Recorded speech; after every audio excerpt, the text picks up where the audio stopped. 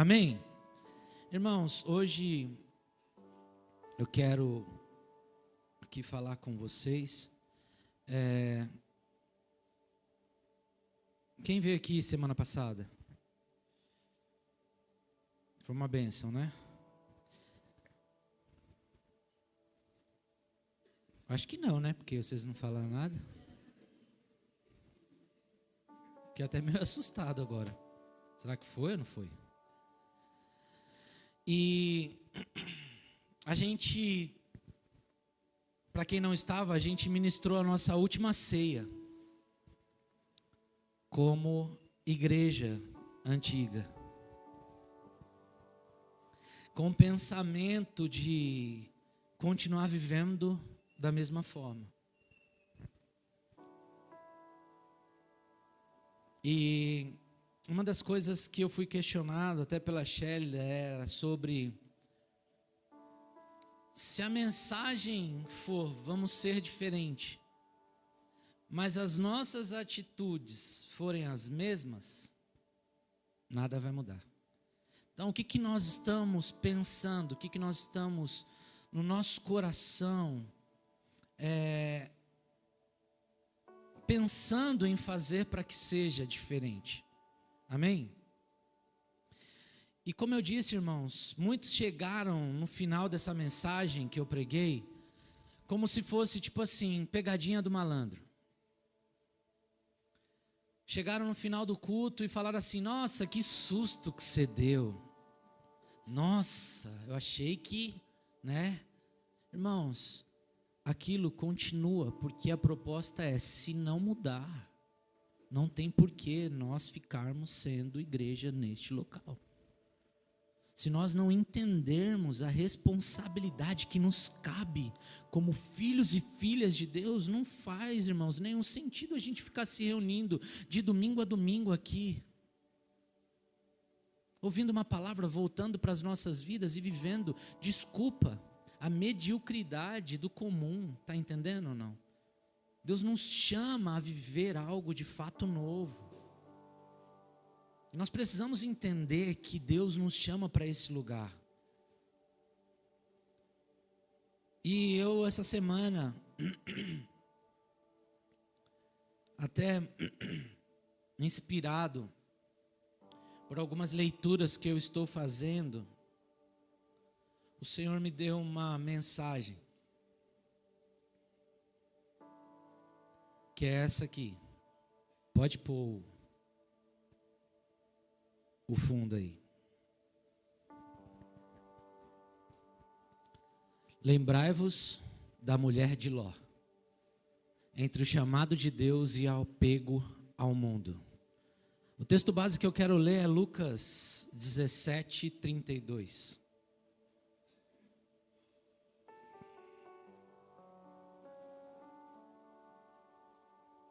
Lucas 17, versículo 32.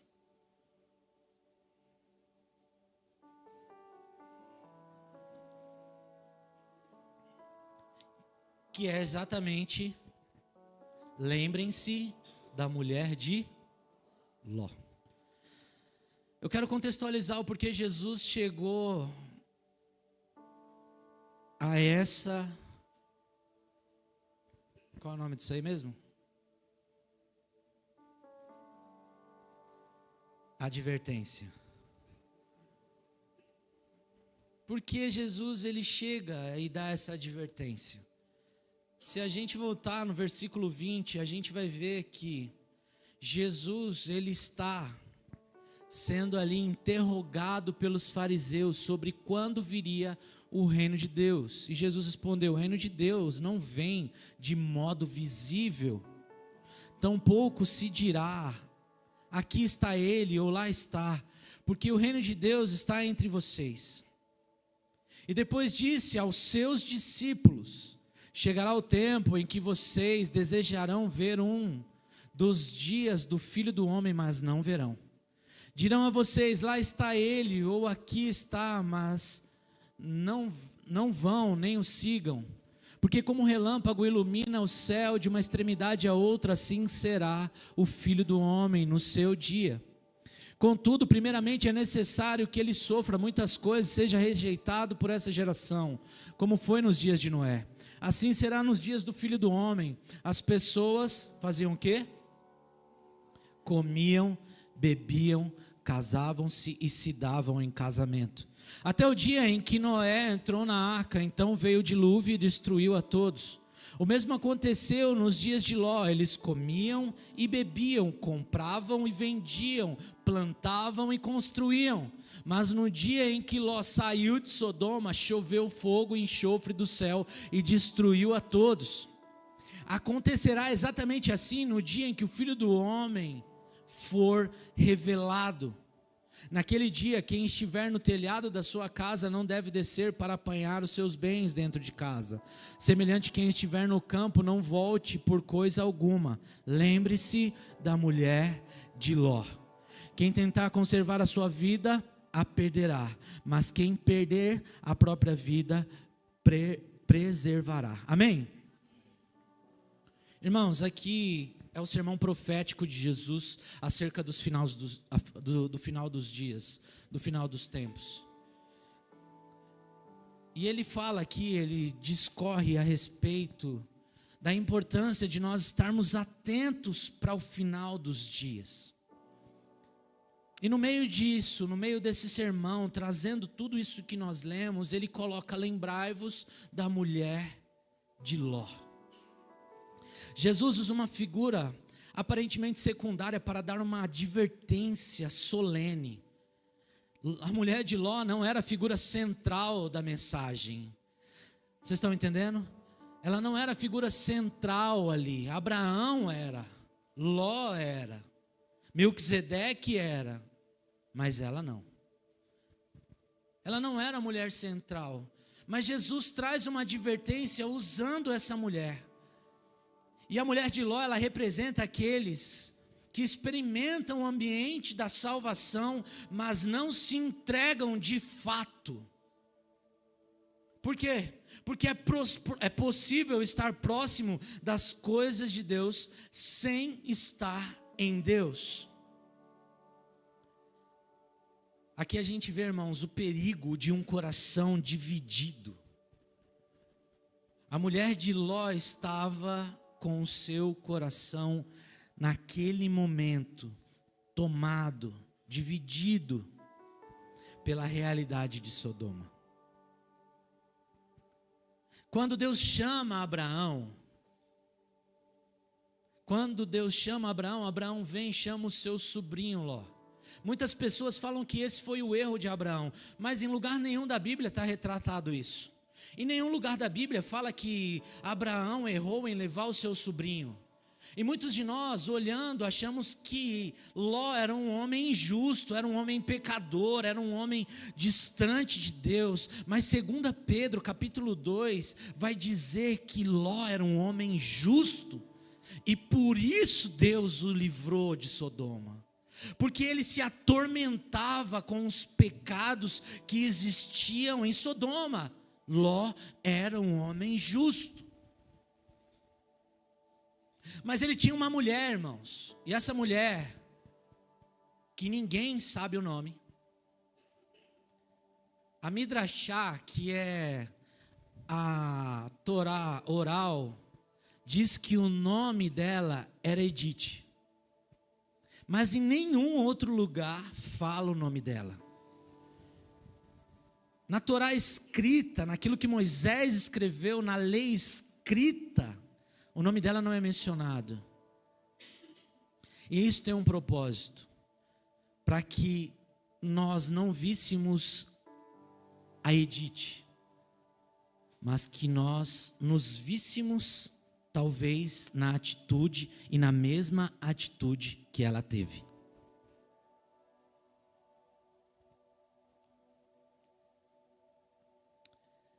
Como nós acabamos de falar, é possível nós estarmos, irmãos, rodeado de uma realidade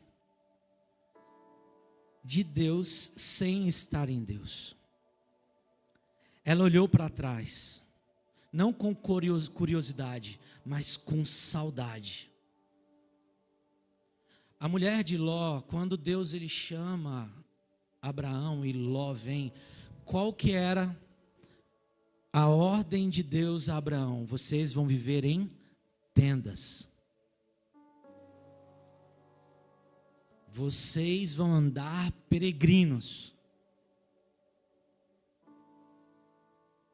Mas Ló, ao se dividir, ao se separar de Abraão,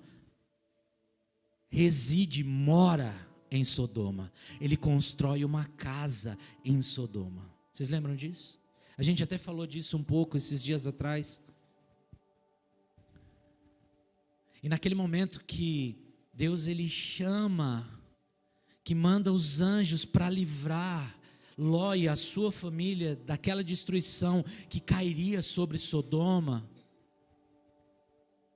que ele vai, a Bíblia diz que Ló hesita, Ló se demora, Ló não sai imediatamente, ao ponto dos anjos terem que pegá-los pelas mãos e arrastá-los para fora da cidade, porque eles se hesitaram. E aqui é outra mensagem sobre Ló que nós vamos pregar futuramente, sobre o pecado de Ló, que muitas vezes também é o nosso pecado, que muitas vezes Deus está falando algo para nós e nós estamos hesitando em responder, que Deus está falando, está dando um comando, está nos orientando, está dando uma mensagem, mas nós estamos hesitando, nós estamos nos demorando a ouvir e obedecer aquilo que Deus tem falado para nós, 1, 2, 3, 4, 5, 10 vezes. Mas naquele momento os anjos tomam, e a Bíblia diz que eles já estavam fora da cidade, eles já não estavam mais dentro de Sodoma, eles já não estavam mais presos, eles estavam fora da cidade. E quando eles estão fora da cidade, a Bíblia diz somente isso. E a mulher de Ló olha para trás e vira uma estátua de sal. A mulher de Ló foi uma mulher que teve muitos privilégios. E como eu disse, um deles foi ter um homem justo dentro de casa. Ela presenciou milagres. Ela foi uma mulher que estava envolta em um ambiente da bênção de Deus. Provavelmente essa mulher estava quando Deus falou a Abraão, sobre a promessa de Abraão, sobre aquilo que Deus estava falando a Abraão. Eu te farei bendita, em meio a farei bendita todas as famílias da terra por meio de ti, Abraão.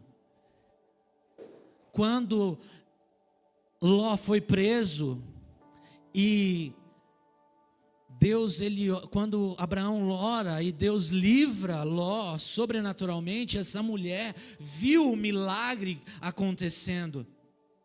Ela estava, irmãos, em um lugar de privilégios, ela estava em um lugar onde ela estava habituada em ver a presença, em ver a manifestação de Deus. Ela viu, ela presenciou com os seus olhos anjos vindo resgatá-la. Ela estava dentro da aliança abraâmica, mas seu coração estava em Sodoma. O seu tesouro não era o céu. Ela não desejava Deus. Ela desejava ficar em Sodoma. Outra coisa que a Torá oral diz é que ela tentou avisar os seus vizinhos. E quando ela sai, ela tenta olhar para trás para ver se eles tinham ouvido e se acompanharam.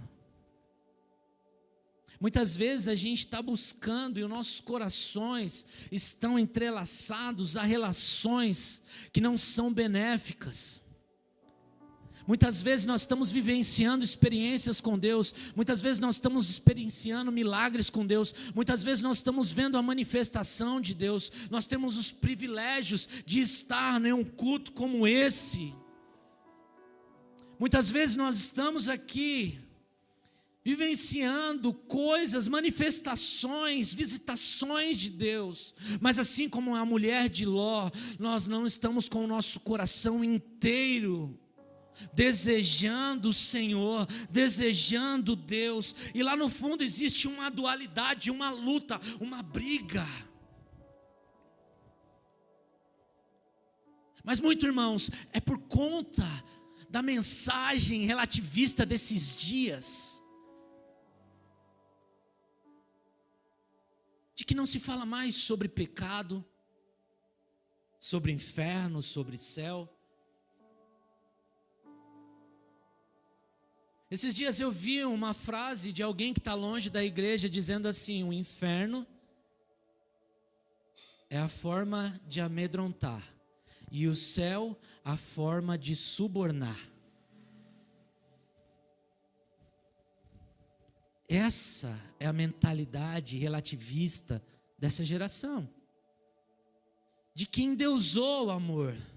Deus é amor, mas o amor não é Deus. O amor não é um Deus. Deus continua sendo um Deus de justiça, um Deus justo, um Deus que não quer simplesmente que você frequente um culto, de que você esteja sendo agraciado por um milagre, por um toque, de que de repente aquilo que você orou aconteceu. A mulher de Ló presenciou essas coisas, a mulher de Ló viu essas coisas. Mas no sermão profético de Jesus acerca dos finais dos dias, dos tempos, ele fala: olha, lembre-se da mulher de Ló, porque a mulher de Ló tinha apego às coisas desse tempo, às coisas desse mundo. Ela achou que Jesus morreu na cruz, e agora para nós, para simplesmente nos fazer abençoados com coisas.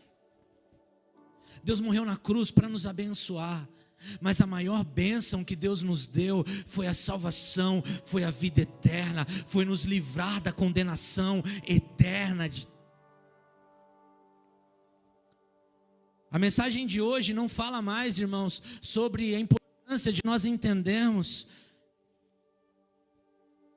de que o que nós estamos vivendo através de uma vida de santificação é buscando ser livres da ira de Deus. Nós estamos aqui por quê? Porque nós estamos na esperança de sermos livres da ira de Deus. Mas como um Deus de amor pode irar-se? Um Deus de amor entregou o seu filho para morrer numa cruz. Um Deus que ama muito e diz: porque Deus amou o mundo de tal maneira. Lembra da cajadada do tio Paulo? Lembra dessa página que tinha no Facebook antigamente? Lembra disso? Talvez se fosse trazendo, seria: porque Deus amou o mundo de tal maneira que resolveu matar Jesus numa cruz, para que todo aquele que nele crê não pereça, mas tenha a vida eterna. Jesus, irmãos, como nós pregamos do outro lado, morreu na cruz, para que da sua ferida fluísse um rio que trouxesse vida. Foi pela morte de Jesus é que nós temos vida.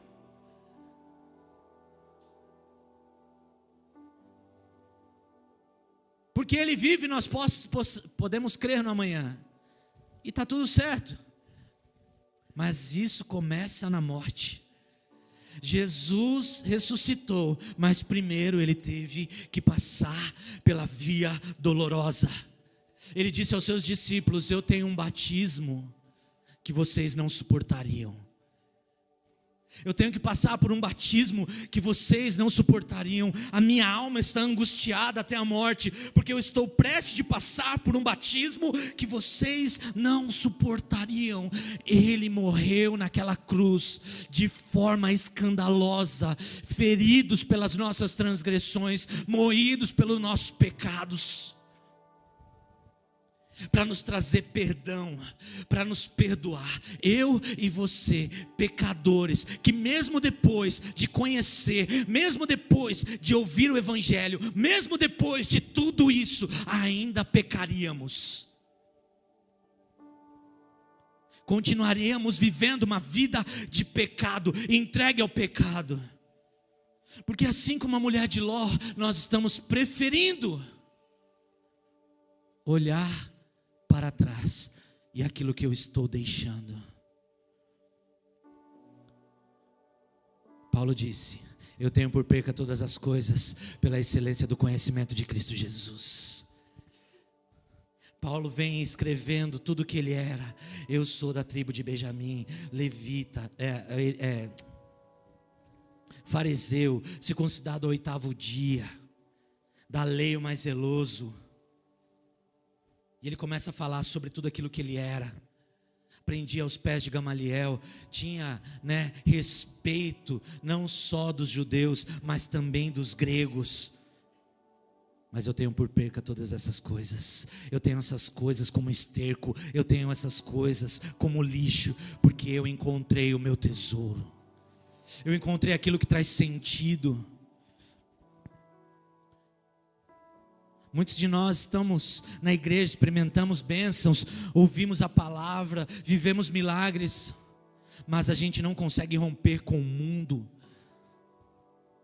A gente ainda está preso aos afetos do mundo. Nós estamos presos de forma afetiva, sedutora, por aquilo que o mundo tem para nos dar, a nos oferecer.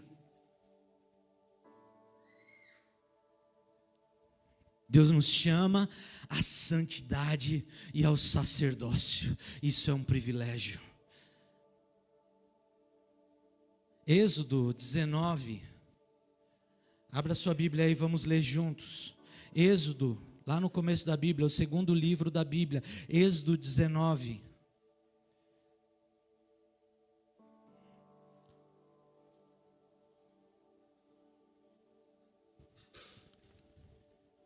Cinco e 6.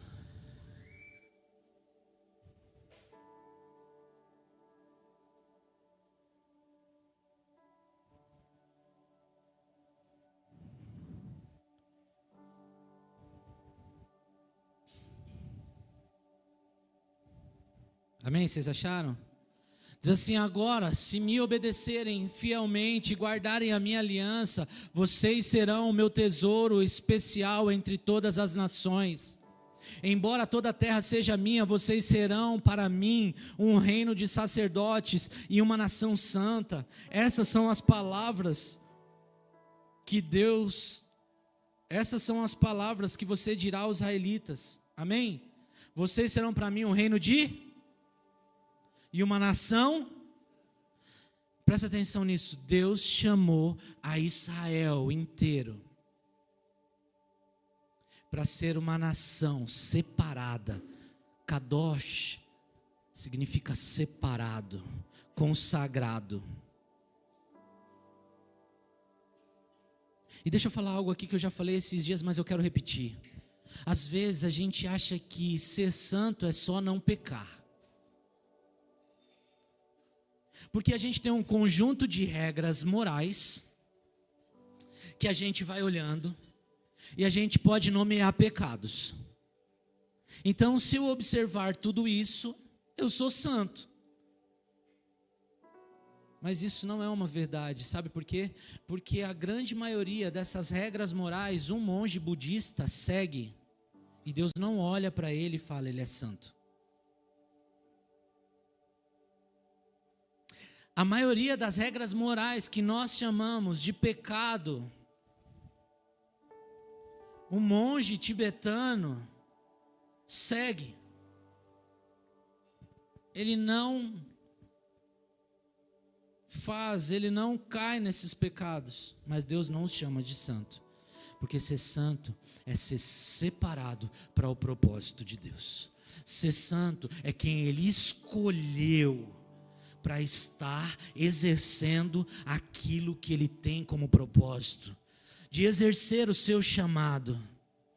E aqui ele chamou um povo a ser uma nação santa, uma nação separada, um povo de propriedade exclusiva. E aí a gente já vai para Pedro.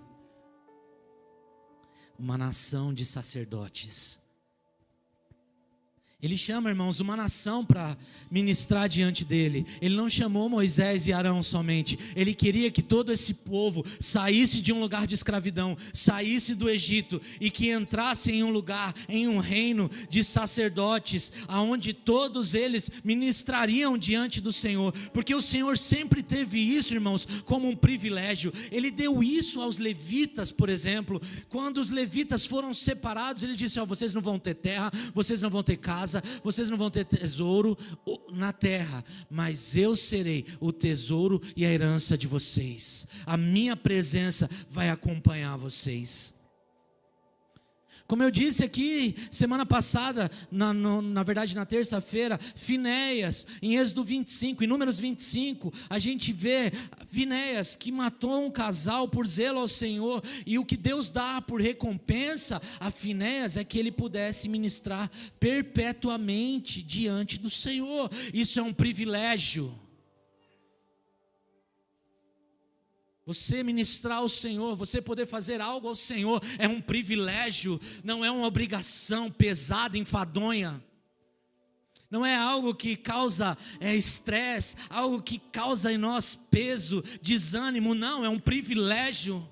Mas por que nós não entramos nessa realidade? É porque ainda existe, assim como a mulher de Ló, um coração dividido. Assim como esse povo de Israel, que foi chamado a esse lugar, preferiu nomear um homem. Vá você, Moisés, e fala com Deus, porque se nós formos, nós vamos morrer. E eles não estavam dispostos a renunciar, a abandonar, porque eles viram, eles sabiam o que exigiria de um sacerdote, o que era exigido de um serviço sacerdotal. Eu não quero essa responsabilidade para mim.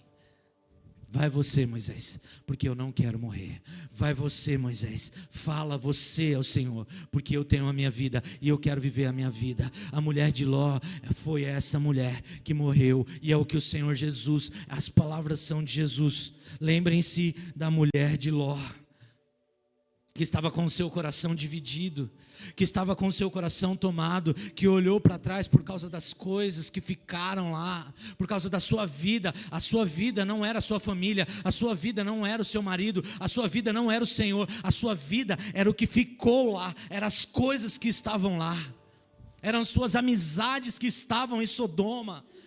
Mas Deus tem nos chamado a um lugar de romper com o passado e começar a viver uma nova realidade. Deus tem um derramar para nós. Eu acredito que nós estamos vivendo o tempo da igreja do fim, onde o Senhor quer despertar, quer nos levantar, quer derramar o seu Espírito, mas não tem como Ele fazer isso se nós estamos vivendo a vida para nós mesmos. Se nós não estamos dispostos a romper com coisas que têm nos atrapalhado, que têm nos amarrado, que têm nos impedido, irmãos, de viver essa realidade em Deus. O Senhor está comigo. Por quê? Porque eu orei esses dias e o Senhor atendeu, porque eu vi um milagre. A mulher de Ló também. A mulher de Ló estava debaixo da bênção abraônica. Vocês estão comigo ou não? Mas ela não foi salva. Ela morreu como uma estátua de sal. E Deus tem nos chamado, irmãos, para viver essa vida diante de Deus. Deus chama Israel para ser essa nação santa, separada, sacerdotal. Todos seriam representantes dele. É isso que o Senhor tem chamado você. Deus não quer que você olhe para mim como representante de Deus. Sabe por quê? Porque Ele entregou Jesus na cruz para nos fazer representantes dele. A mesma autoridade, o mesmo Espírito, a mesma unção que está sobre mim, está sobre vocês, está sobre todo aquele que crê. Não é sobre um pastor ungido, não é sobre um líder espiritual ungido, não é sobre uma denominação ungida, é sobre todos aqueles que se arrependeram dos seus pecados, que quebraram o vínculo com o mundo e decidiram ser ministros diante de Deus, dizendo: eu sei que vai me custar muito, mas eu estou disposto a ser o seu representante aqui na terra, ó Deus. É sobre isso, esse é o convite de Deus para nós. O povo rejeitava a intimidade com Deus por medo da exigência da santidade. Preferiram o intermediador a viverem uma vida rendida e separada. O paralelo com a mulher de Ló, ela também não quis morrer para si, ela preferiu as delícias de Sodoma, a santidade do deserto. Ela preferia os prazeres, a riqueza, o que eles tinham em Sodoma, do que viver uma vida separada, santa, diante de Deus no deserto.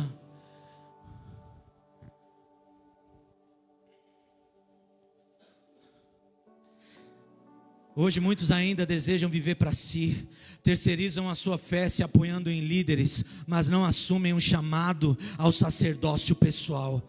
É essa igreja que eu não quero conduzir.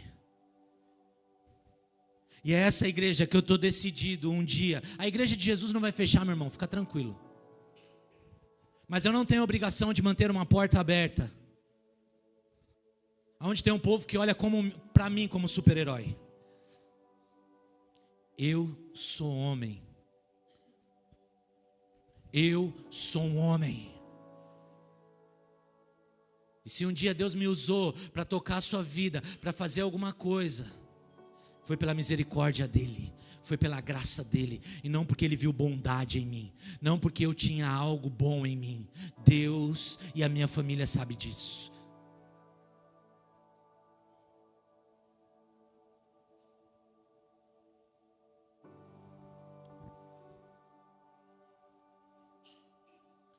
O evangelho exige uma ruptura radical.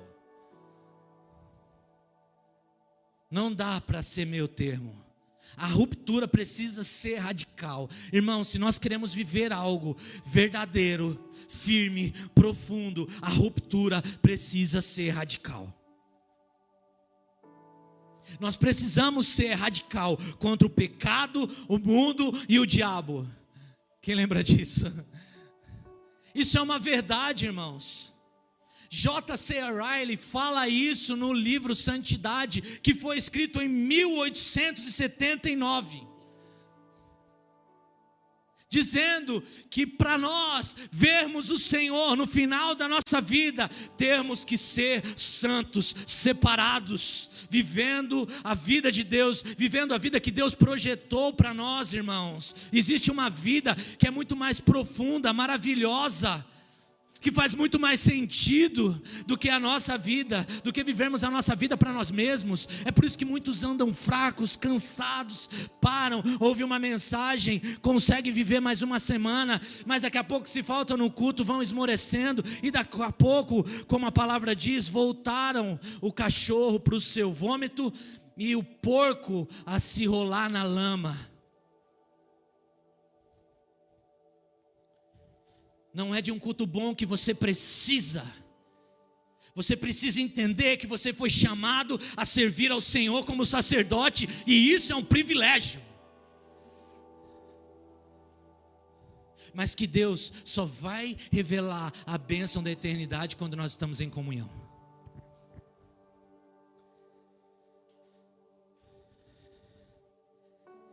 Jesus, ele continua no versículo 33, ele fala, olha, deixa eu falar, lembrem-se da mulher de Ló, mas no versículo 33 ele diz assim: quem quiser salvar a sua vida, perdê-la-á.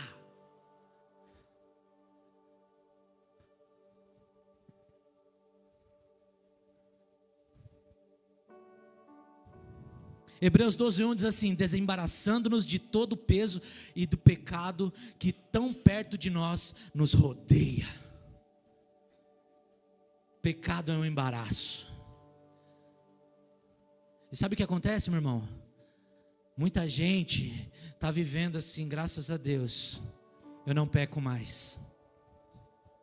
Porque antes eu me prostituía, antes eu bebia, antes eu fumava, antes eu me drogava, mas agora eu não faço mais nada disso.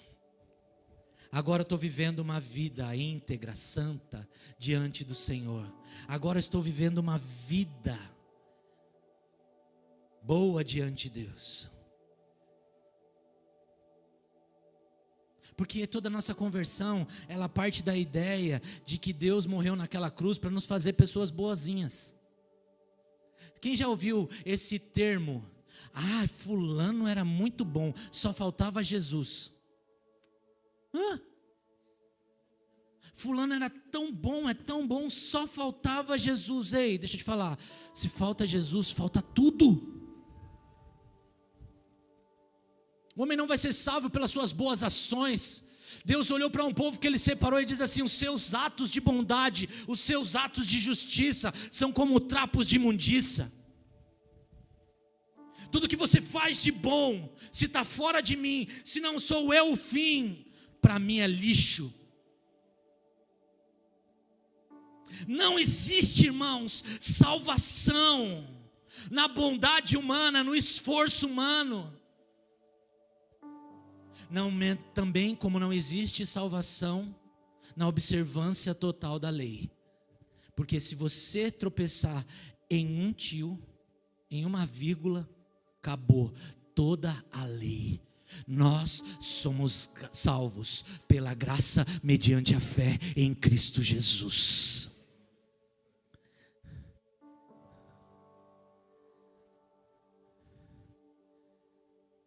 Teve um irmão que disse assim para mim: Moisés, essas pregações vão esvaziar a sua igreja. Falei, primeiro que a igreja não é minha. Se esvaziar, o que eu posso fazer?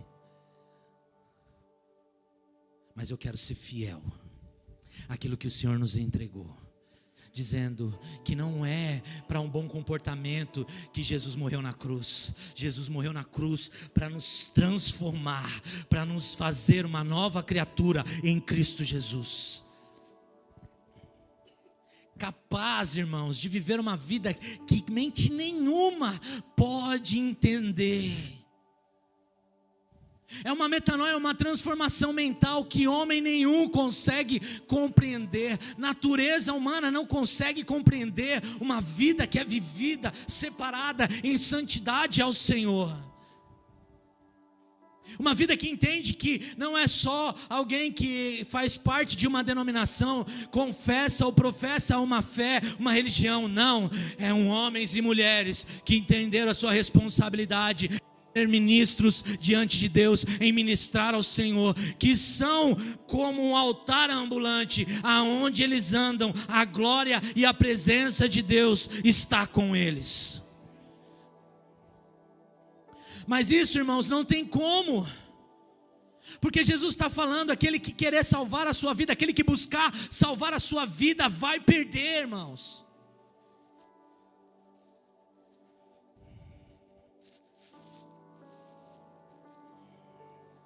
Irmãos, deixa eu falar algo. Não vou falar não. A mulher de Ló não rompeu com Sodoma. O julgamento a alcançou. O povo de Israel não quis morrer para si e perdeu a dimensão do sacerdócio direto. Hoje, há uma anestesia espiritual que nos faz amar um evangelho sem cruz, uma graça sem renúncia. Mas Jesus nos chama hoje a uma entrega total. Jesus não quer só as suas mãos, o seu trabalho. Jesus quer o seu coração por inteiro. A urgência de uma entrega total a Deus. A gente vai ver em 2 Pedro 1,10. Procurai com diligência confirmar a vossa vocação e eleição. Olha só o que Pedro está falando. Procurem com diligência, com esforço, com esmero, confirmar a vossa vocação e a vossa eleição. Não basta estar cercado pelas coisas de Deus, irmãos. É preciso estar rendido a Ele e ter o coração liberto do mundo e viver de fato em santidade, em uma vida separada, consagrada ao serviço do Senhor. Isso não quer dizer, irmãos, que nós temos que abandonar. Henrique, abandona a sua empresa. Fabi, abandona seu trabalho. Nico, abandona. Não é sobre isso. É sobre entendermos que nós temos a incumbência, o nosso primeiro papel, o nosso primeiro chamado é ministrar ao Senhor, é estar diante dEle, é seguir o Cordeiro, é olhar para Jesus todos os dias de manhã, e à medida que nós olhamos para Ele, os nossos rostos são iluminados, a nossa vida, o nosso coração é iluminado, a verdade do Evangelho traz sentido a nós, e aí nós vamos ter a disposição de entregar a nossa vida por completo por esse Evangelho. Nós precisamos ansiar, irmãos, a não somente ouvir, de saber, de contextualizar palavras, mas nós precisamos ansiar ser cheios do Espírito, estarmos cheios da palavra do Espírito de Deus.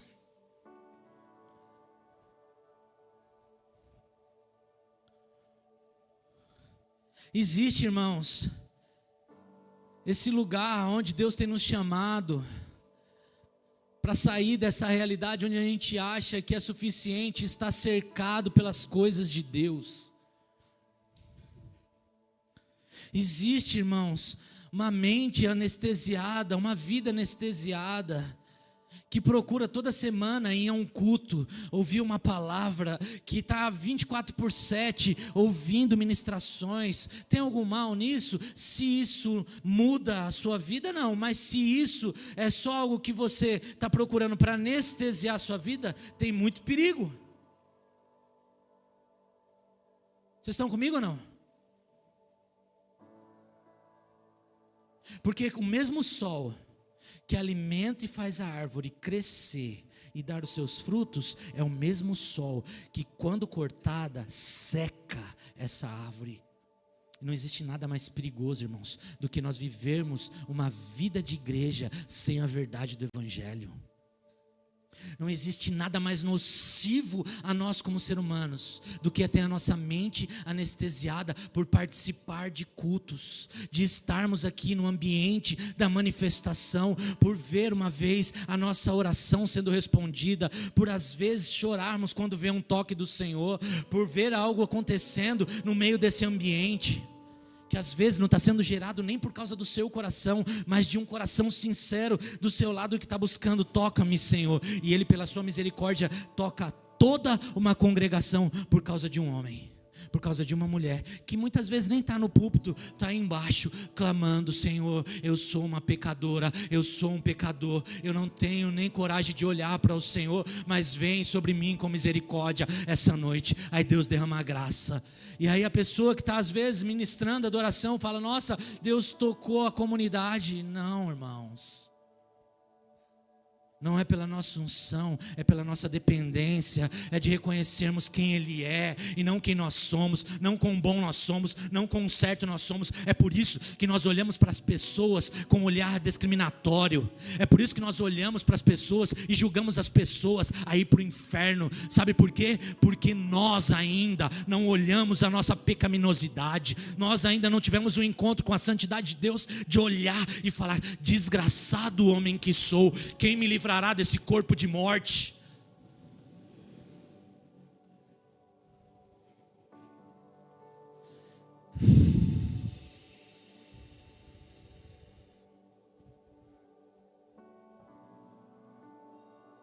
É preciso estar rendido a Ele, ter o coração perto do mundo e viver em santidade. Jesus nos alertou: lembrai-vos da mulher de Ló. Por quê? Porque o erro dela não foi apenas olhar para trás com os olhos, mas foi desejar o que Deus havia condenado. Foi resistir ao chamado da salvação por ainda amar aquilo que estava destinado à destruição. E assim como naquele tempo, hoje muitos se perguntam: onde está a promessa de sua vinda? Não é isso que nós ouvimos? Cadê? Aonde Ele está? Porque o juízo não chega.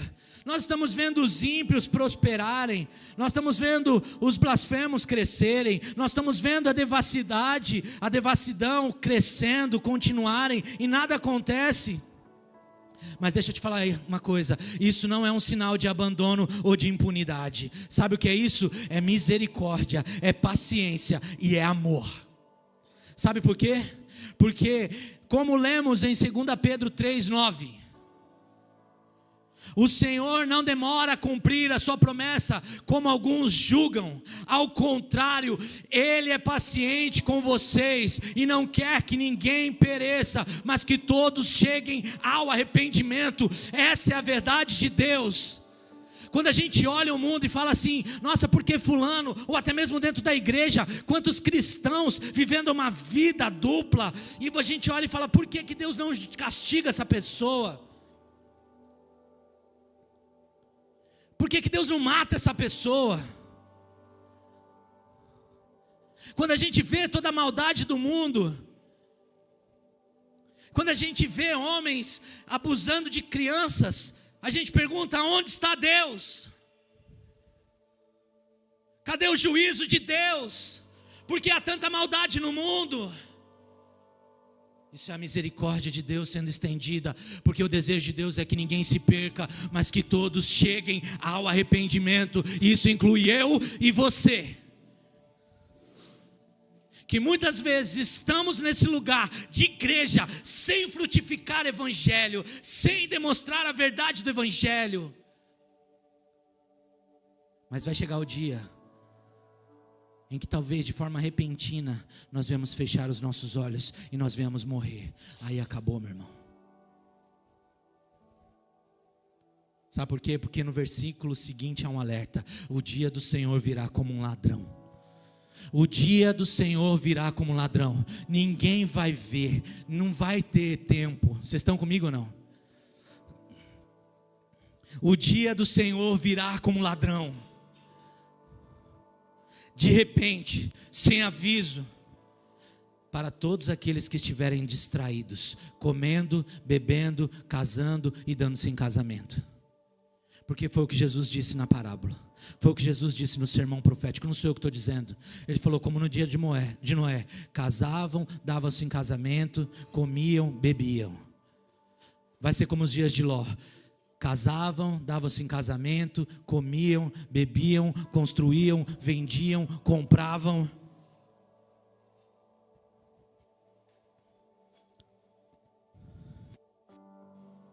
Tira-nos, Deus, livra-nos da distração, Jesus. A mulher de Ló estava quase salva. Ela já havia saído da cidade, mas bastou um olhar para trás para selar o seu destino. E hoje eu quero fazer essa pergunta: onde está o teu olhar? Para onde você tem olhado? Está em Cristo ou ainda preso no mundo? Está na promessa ou ainda nos prazeres passageiros? Está na eternidade ou nas coisas que vão perecer? Hoje é tempo de olhar para frente, de abandonar o que te prende, de não viver mais como se a volta de Jesus fosse um mito distante, mas como verdadeira, viva e urgente. Meu irmão, não resista mais. O juízo virá, a promessa se cumprirá, mas hoje ainda é tempo de arrependimento. Lembrai-vos da mulher de Ló e escolham não olhar para trás. Quem deseja firmar os olhos em Cristo e caminhar para o alto, se põe de pé.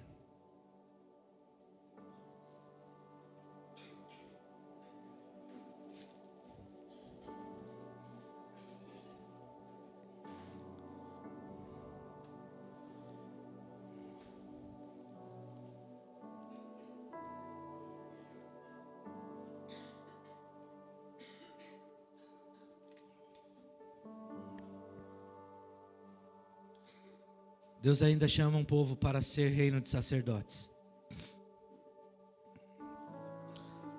Mas esse povo precisa desejar Deus mais que o mundo, a santidade mais que o conforto, a presença mais que as bênçãos. Que hoje você não olhe para trás. E que ao contrário da mulher de Ló, você avance em direção ao chamado eterno.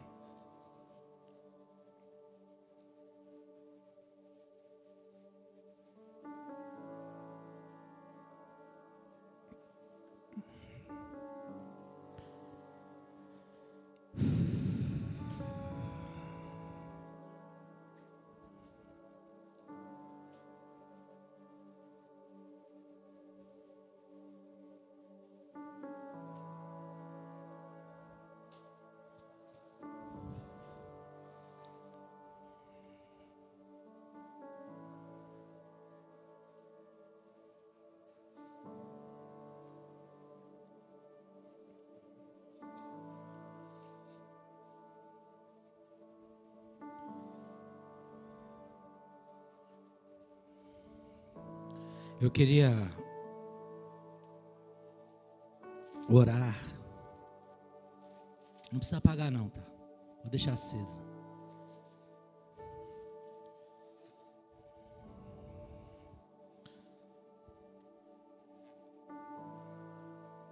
Eu queria que você fechasse os seus olhos.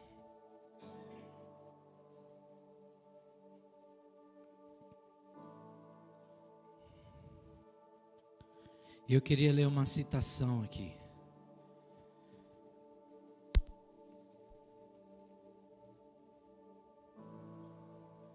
Que diz isso.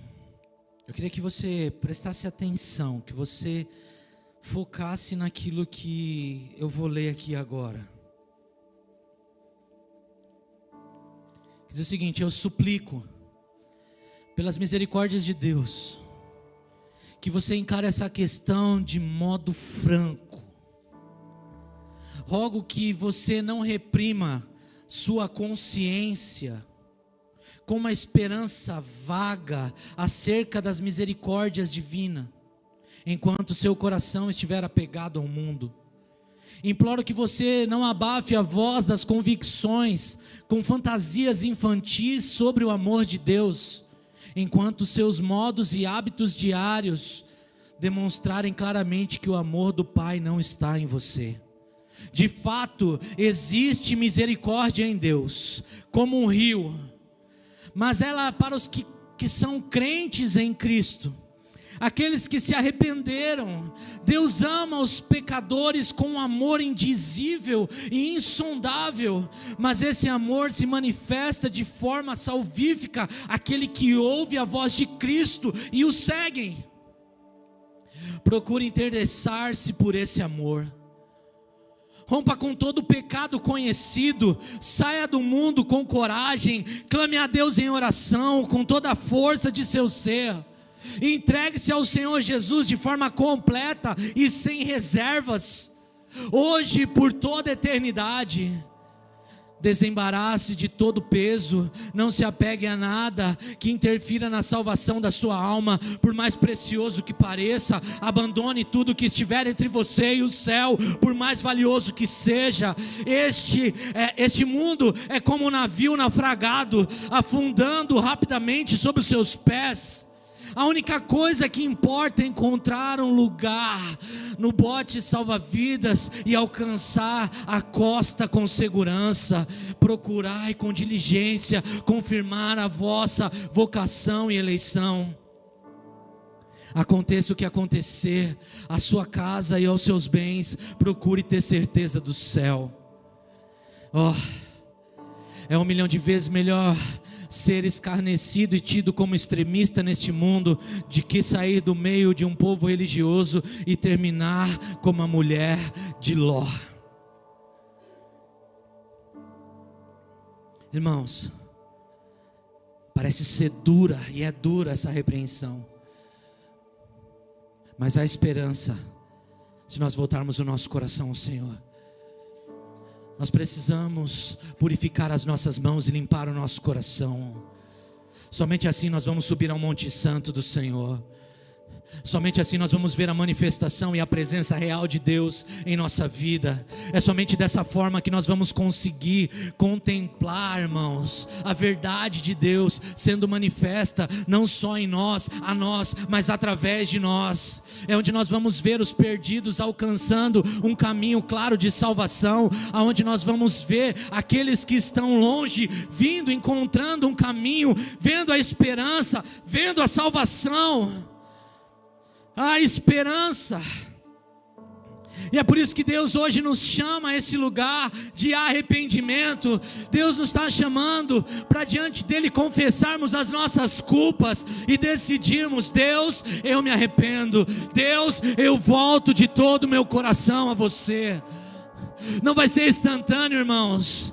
não vai ser de uma hora para outra. Eu sei que vai demorar, eu sei que vai custar, eu sei que vai ser pesado, mas eu sei também que o Senhor vai estar todos os dias te fortalecendo, soprando sobre você fôlego de vida, soprando sobre você verdades eternas, trazendo sobre você a alegria da salvação, a esperança da salvação. A sua mente não será mais atormentada por pensamentos ou por medo. Sabe por quê? Porque a sua mente será revestida com o capacete da salvação. A sua vida estará protegida, o seu coração estará protegido com a couraça da justiça.